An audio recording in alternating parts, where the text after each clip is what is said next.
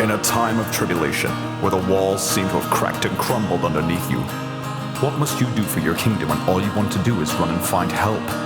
You travel the darkened field and search for an answer. But you're not alone. You find another castle crumbling and another ruler seeking for help.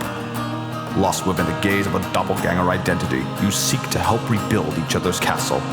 But what happens when both paths intertwine too emotionally? Something you already had and felt strong having throughout the future, lost within the ideology of a brand new light. You infatuate yourself into this life, doing everything you can to keep it close to you, feeling like everything you had was dying and in desperate need of a bright new future. You find later down the line that what you seeked was already there in front of you. But because of your infatuation with making somebody else's castle yours as well, you crumble the foundations of everything around you. Your henchmen, unsure of what to do, scatter across the field, becoming nothing more than a pack of wild boar, not sure where their prey is. Your counselors, giving you the very thing you needed to stay strong, but at the end of the day, did you really want to be proven wrong again?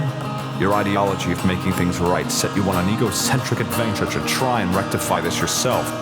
But when you know your light has been jaded, do you really know where the right way is deep down? You meet at a crossing point where everyone around you is trying to fix things without their ruler, creating a new empire for themselves, but can only find so much wrong with it when they realize they were the very thing that kept the castle going. They run in aid in a desperate persistence to get you back to your kingdom to rule again, but so much has happened. Eventually, two sides are now fighting over you. Which castle do you take? Which is right and which is wrong?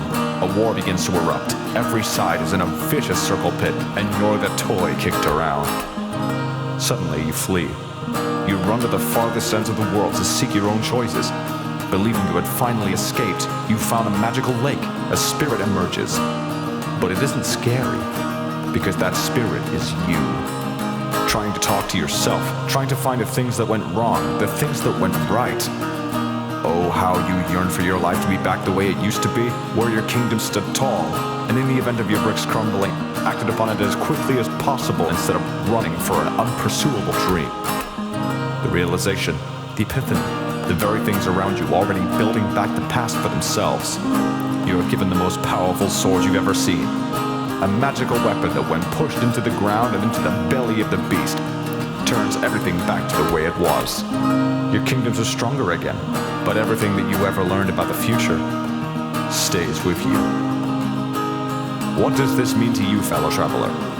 It means don't take anything that fills you with peace for granted.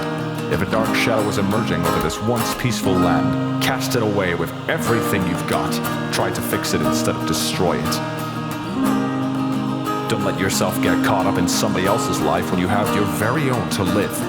When greeted to a new life, when your own was very fine, learn to negate it and stay true and loyal to your journey.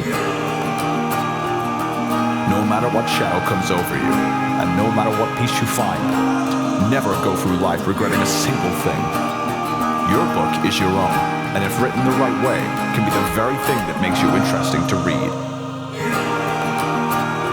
Every warrior has their scars, but it takes action with those scars to rectify their entire existence. What can you do with your scars? Rebuild this castle that never dies.